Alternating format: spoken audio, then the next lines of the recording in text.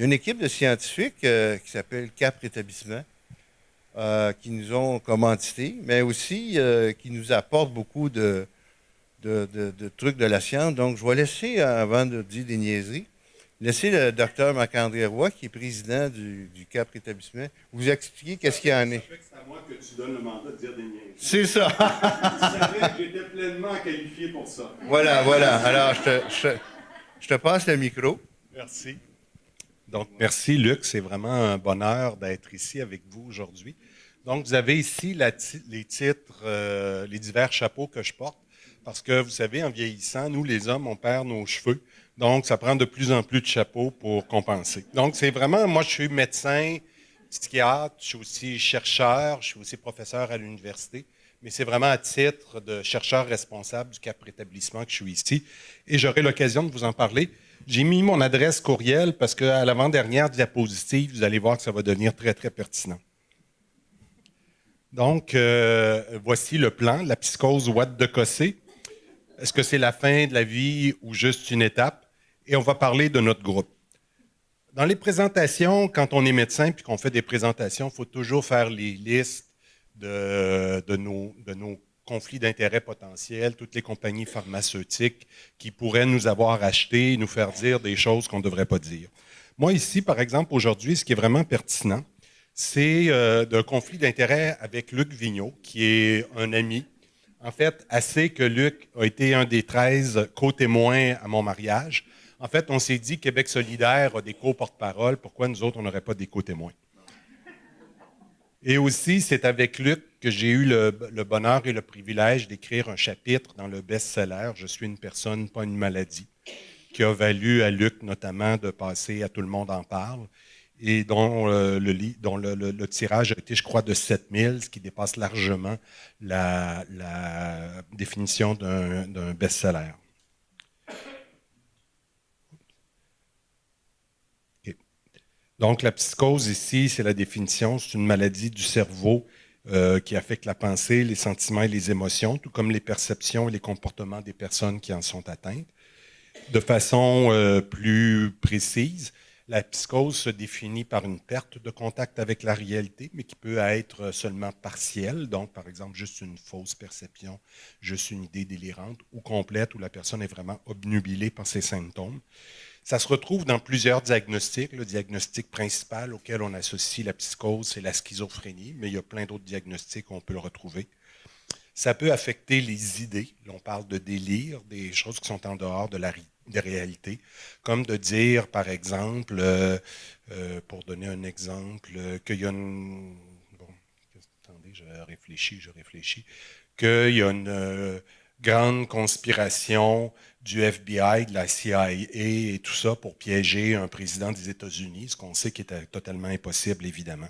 Donc, bel exemple d'idée délirante. Ça peut affecter les perceptions sensorielles, par exemple le fait d'entendre des voix, ce qui est le plus, donc des hallucinations. Ça peut affecter le comportement en termes de bizarrerie. Des fois, on voit des gens sur la rue qui se parlent tout seuls et tout ça. C'est des choses, ça peut être des comportements liés à la psychose. Ça peut affecter aussi le fonctionnement et c'est souvent ce qui est le plus problématique, ce qu'on appelle les symptômes négatifs, donc le retrait social, la diminution des intérêts. Mais ce qu'il faut savoir, c'est que c'est un caractère épisodique. Ce n'est pas parce qu'on a un diagnostic de psychose qu'on est toujours en dehors de la réalité. Et je vous dirais que j'ai plusieurs de mes patients qui sont, par exemple, beaucoup plus en contact avec la réalité que certains présidents américains. Donc, environ 3% de la population serait atteinte par une psychose. 1% seront atteints de schizophrénie. Donc, si on parle de 3%, de la population atteinte d'une psychose, ça veut dire qu'il y a beaucoup de proches, il y a beaucoup de gens qui connaissent des proches, qui connaissent... Bon, bref, si vous grattiez vraiment et si vous saviez tous les diagnostics des gens de votre entourage, je suis pas mal certain que, par exemple, Jacques Alain, avec ses à peu près 800 employés chez Technion, qu'il y a certainement plusieurs de ces employés qui sont affectés de très proche par la psychose. Chez l'homme, les premières manifestations claires sont généralement vers la fin de l'adolescence, début de l'âge adulte, et un peu plus tardivement chez les femmes.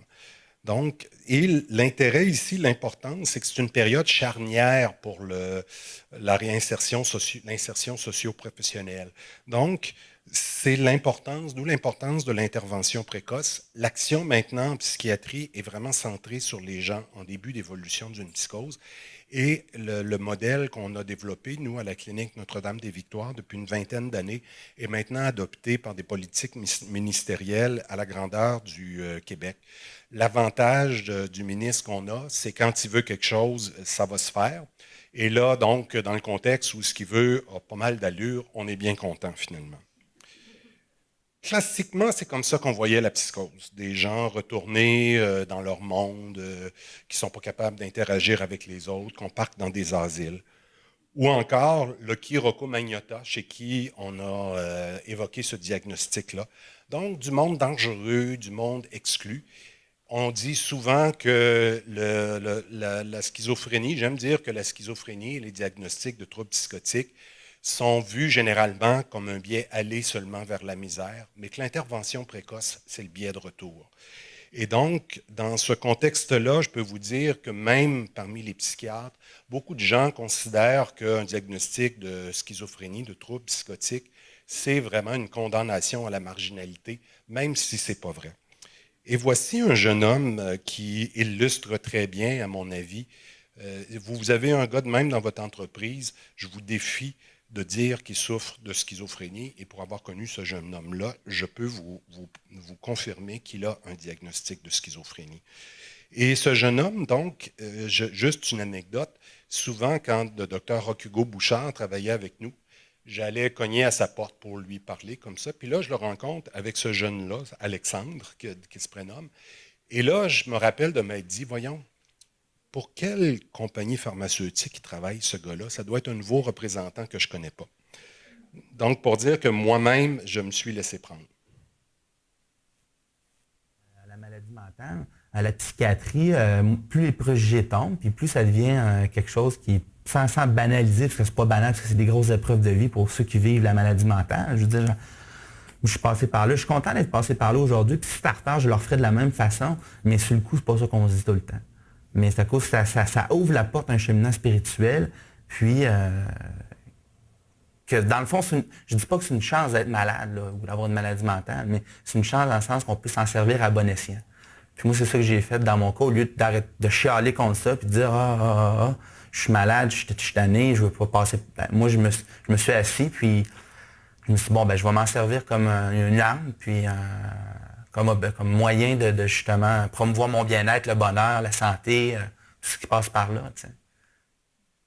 Donc, Marc Corbière vous disait tantôt que les vidéos, ou non, c'est Paul. D'ailleurs, Paul, c'était très pertinent sa présentation et je voudrais souligner que ça a été un de mes premiers résidents, donc il a appris des meilleurs. Donc, Paul le soulignait tantôt, les vidéos, les témoignages sont parmi les instruments qui changent le plus la perception. Quand on montre ce genre de vidéos-là à un groupe de psychiatres, ils vont dire « c'est pas un vrai schizo, ça doit être une erreur diagnostique. » Excusez-moi. C'est donc juste pour vous dire... Non, il n'y a pas de psychiatre qui parle de même. Il n'y a pas de psychiatre. À part moi, quand je fais des présentations grand public.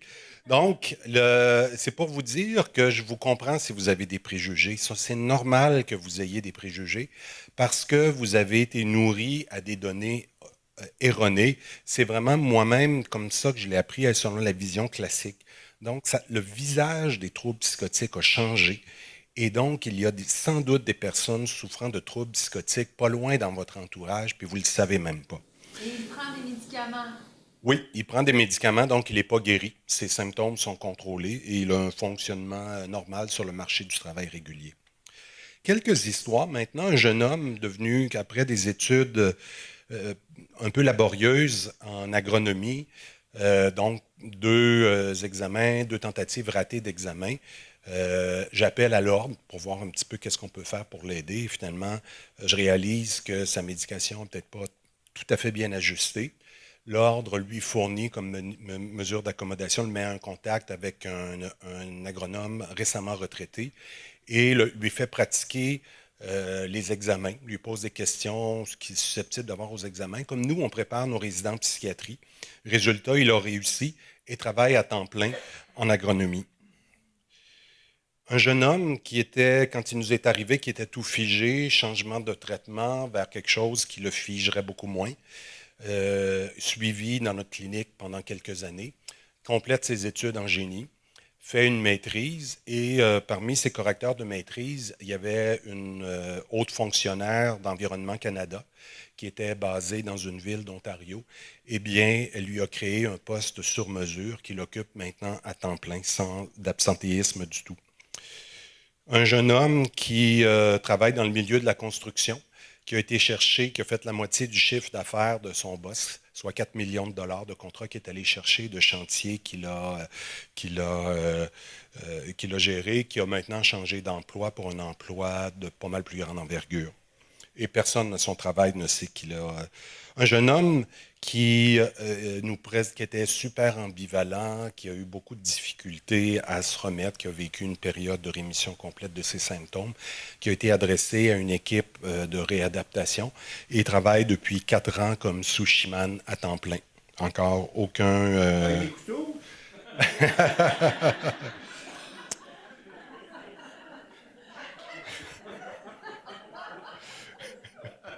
Non, lui, il laisse juste des baguettes.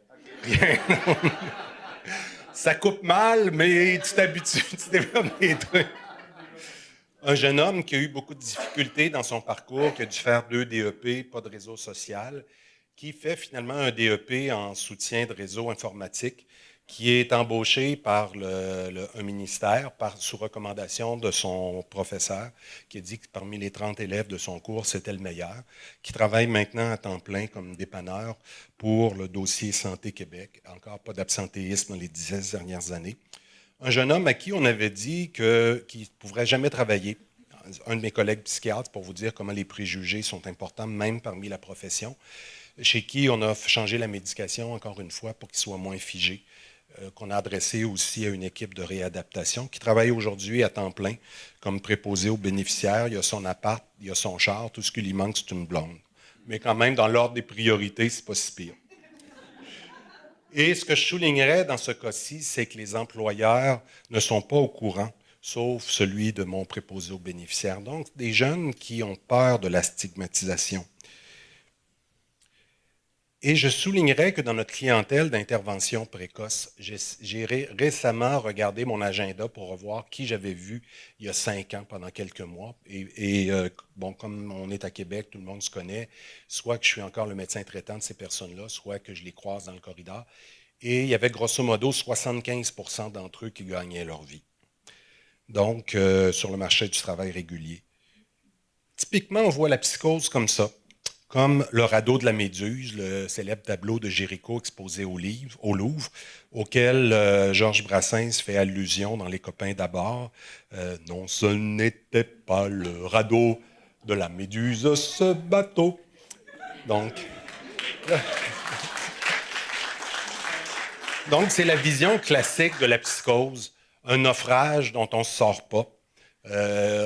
On n'en sort pas indemne, tout le monde en meurt, il n'y a pas d'espoir. Et en fait, je pense plutôt à ce tableau de Turner exposé à la National Gallery de Londres. Turner, qui s'est fait connaître pour ses scènes maritimes, ses scènes marines, qui a été vraiment un génie qui a précédé l'impressionnisme de quelques décennies. C'est une tempête à laquelle qu'on peut traverser, et Luc, je pense, le dit, on développe des outils à travers ça, on développe une résilience assez remarquable. Et c'est dans ce contexte-là qu'on a fondé le groupe Cap Rétablissement. Donc, vous avez de gauche à droite, Luc Vigneault, qui est membre à part entière de cette équipe.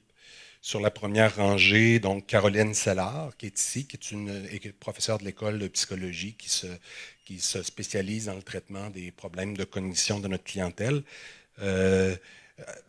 Ensuite, ici, Amélie Achin, qui est ici présente aussi, qui est spécialiste professeure à la faculté de médecine, spécialiste des interactions sociales. Annie Leblanc, qui est une récente recrue de la faculté de médecine, qui était à Mayo Clinic. Mayo Clinic, c'est vraiment la mecque des cliniques, des hôpitaux. Marie-France Demers, professeure de pharmacie et pharmacienne à l'Institut universitaire. Catherine Leroux, qui est notre coordonnatrice scientifique, neuropsychologue et une de mes premières étudiantes au doctorat, et votre humble serviteur. Notre vision, c'est que le rétablissement socio-professionnel est possible même pour les personnes souffrant d'un trouble psychotique et maladie réputée comme étant à peu près incurable et comme étant une condamnation à la marginalité. Et ça, toutes les données scientifiques vont dans ce sens-là, même si, pour une raison que j'ignore, ça ne passe pas dans les milieux cliniques. Ce rétablissement, cependant, nécessite une étroite collaboration au sein d'une équipe interdisciplinaire ou, par exemple, à travers le modèle d'IPS ou le modèle d'intervention précoce. Et aussi, la stigmatisation est un des obstacles majeurs à cette réinsertion. Nos objectifs, d'où vient le mot CAP, c'est inspiré aussi CAP par bon, vous avez vu notre logo qui évoque une voile, la mer. C'est un peu l'image du voilier qui passe à travers une tempête. Donc, CAP, c'est pour mieux comprendre qu'est-ce qui fait que les gens peuvent se réinsérer, qu'est-ce qu'on doit faire pour les aider, donc vraiment la science. Agir pour mieux orienter les approches visant à moduler positivement ces déterminants-là, et donc soutenir le retour au travail et partager ce qu'on fait aujourd'hui. C'est vraiment dans ce volet-là que le CAP Rétablissement s'est engagé dans une subvention pour soutenir l'activité. C'est vraiment dans ce côté-là du partage. J'en profite puisqu'il y a un public auquel je n'ai pas accès d'habitude, des gens d'affaires. On veut savoir s'il y a des mécènes dans la salle. Vous viendrez me voir. Vous avez aussi mon adresse courriel. Mécène, en fait, c'était un... Là, j'ai l'air savant comme ça, mais je suis allé voir ça sur Google juste avant, là, quand même. Mécène, c'était un personnage romain qui était dans l'entourage d'Auguste, l'empereur, avec lequel il y a eu des relations un peu troubles, où il était question notamment d'une femme, d'infidélité, toutes ces choses-là, ce qui arrivait dans ce temps-là, et donc, mais plus maintenant, et qui est devenu célèbre pour avoir légué sa fortune à des artistes. Moi, personnellement, j'ai tendance à définir un mécène comme quelqu'un qui dit « mes scènes sont pour tes travaux ». Donc, si jamais vous avez de l'argent de lousse dans vos organismes de mécénat, comme on le disait déjà, la recherche, les activités de recherche, c'est vraiment en grande partie de la recherche de financement. Et pour aller plus loin, c'est sûr qu'on a besoin d'argent. En terminant, je vous présente l'œuvre qui a inspiré la facture, c'est de Benoît Genet. Benoît Genet-Rouillé, qui est un jeune homme pour lequel j'ai été le premier psychiatre qu'il a rencontré. Benoît Genet, qui est devenu un artiste à part entière, qui est en train de devenir un artiste, qui est en train de s'établir comme artiste, qui, je crois, éventuellement va gagner sa vie comme artiste. Donc, il y a toutes sortes de chemins vers le rétablissement. Et je pense que l'activité artistique est une activité légitime comme activité socio-professionnelle. C'est Pompéi, parce que le Vésuve, c'est un volcan qui, évidemment, a tout détruit, a beaucoup détruit de choses, mais qui, sous ses flancs, par la suite, il y a une végétation très riche qui s'est développée. Et cette fois-ci, c'est Jacques Brel que je cite. « Il est, paraît-il, des terres brûlées, donnant plus de blé qu'un meilleur avril. » Donc, je pense que c'est une source très inspirante, que même si la psychose est une expérience difficile, qui peut brûler beaucoup de choses sur son passage, qui va repousser après, peut être extrêmement intéressant. Et je pense que vous avez intérêt à ne pas vous priver de cette clientèle. Merci.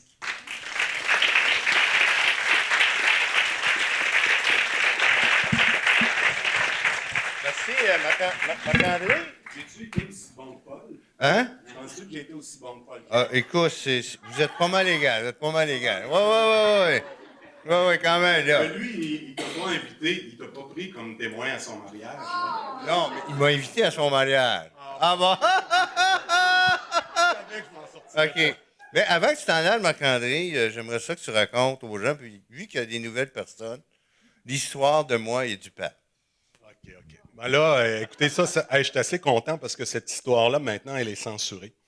Vous savez que Luc Vigneault, c'est un homme vraiment célèbre, notamment à cause de son passage à Tout le monde en parle. Il n'est pas passé une fois, il est passé 2 fois. La première fois, ça a été l'entrevue chouchou de la semaine. Et la deuxième fois, c'est que son entrevue avait été l'entrevue chouchou de l'année, choisie par Guy Lepage parmi toutes. Donc, Luc, c'est vraiment quelqu'un de connu. Puis, on se promène en ville, puis Luc Vigneault par-ci, Luc Vigneault par-là. Là, moi, je m'en vais-tu pas visiter Rome? Puis, Simonac, je vois-tu pas à côté du pape Luc Vigneault? Ça fait que là, il y a un gars à côté de moi qui me dit, c'est qui le vieux monsieur à côté de Luc Vigneault?